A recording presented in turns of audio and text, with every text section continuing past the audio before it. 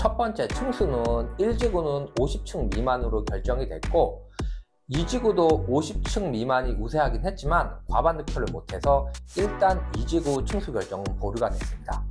두 번째는 예상 감정가하고 비례율이 나왔고요. 세 번째는 예상 조합원 분양가하고 일반 분양가가 나왔습니다. 여러분 안녕하세요. 반갑습니다. 성수동 호엄주입니다. 최근에 성수 1지구하고 2지구 조합 총회가 있었습니다. 거기서 유의미한 내용들이 나와서 여러분들한테 소개를 해드리려고 이 영상을 준비했습니다. 첫 번째 층수는요, 1지구는 전체 조합원 1371명 중에 1026명이 출석해서 투표를 했습니다. 거기서 50층 미만은 523표, 50층 이상 70층 이하는 487표로 조합원 투표 결과 50층 이하로 결정이 났습니다. 2지구는 전체 조합원 1078명 중에 771명이 출석을 해서 50층 미만은 375표, 50층 이상 70층 이하가 369표로 조합원 투표 결과 50층 이하가 우세하긴 했지만 과반 득표를 하지 못했기 때문에 일단 2지구는 층수 결정은 다음으로 미뤄지게 됐습니다. 저는 이번 투표 결과에서 약간 놀랐습니다. 현장에서 제가 느끼는 분위기는 초고층을 선호하시는 분들이 많아서 70층 이상으로 결정이 날 거라고 생각을 했는데 결과는 50층 미만으로 결정이 났습니다. 많은 조합원분들이 70층이 더 좋을 거라고 생각하지만 절대 그렇지 않습니다.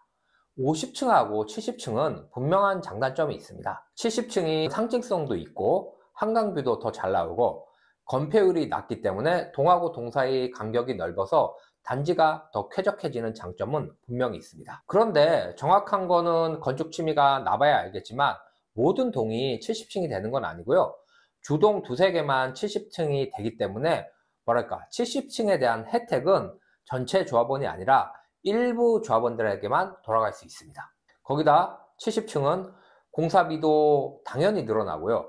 공사기간도 늘어나기 때문에 조합원당 최소 몇 억씩 추가 분담금이 나올 수 있습니다. 어떤 분은 성수동이 돈이 없어서 50층으로 결정한다 이런 분들도 계시긴 하는데 서울 최고 부천 중에 하나인 반포 1지구도 조합원들이 50층을 포기하고 35층으로 결정을 했습니다.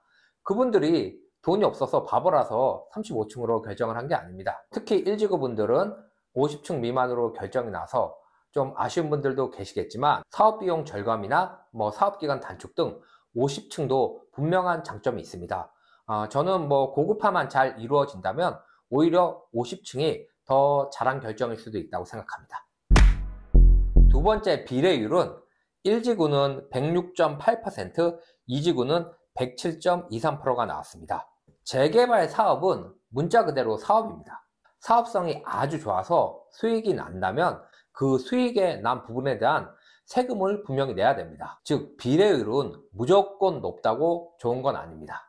사업성이 높은 사업장도 조합원들 김치냉장고라든가 가전, 마감재 등을 무상 옵션을 많이 적용을 해가지고 비례율을 가급적 100%에 맞추려고 노력을 합니다. 사업성이 낮은 사업장은 당연히 비례율이 100%가 안 되기 때문에 그만큼 추가 분담금이 더 발생합니다. 즉 비례율은 어떻게 보면 숫자 노름에 불과하기 때문에 이번 비례율이 물론 비례율이 생각보다 낮게 나와서 실망인 분들도 계시겠지만 이건 어떻게 보면 숫자 노름이기 때문에 크게 일희일비할 이유는 없을 것 같습니다. 여기서 비례율이라는 단어의 뜻을 잘 모르시는 분이 계실 것 같은데 비례율이라는 거는 간단하게 말씀드리면 종전자산 대비 종후자산을 얘기하는 겁니다. 그러니까 종전자산은 뭐냐? 땅이 있겠죠. 조합원들이 갖고 있는 땅에다가 이 땅에 새로운 아파트를 짓기 위해서 건축비라든가 사업비가 투입이 되지 않습니까? 이거를 종전자산이라고 하고요. 그러면 종후자산은 이 땅과 사업비를 투입을 해서 새로 새 아파트가 지어졌을 때 이 새 아파트의 재산적 가치를 종후자산이라고 합니다. 세 번째는 예상 감정가입니다.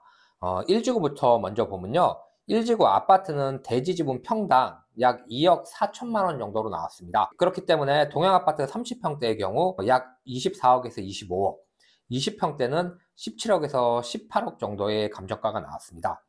빌라 같은 경우는 대지 지분당 평당 1억 6천에서 1억 9천 정도로 나왔습니다. 아무래도 빌라 연식이라든가 위치에 따라서 차이가 좀 났습니다.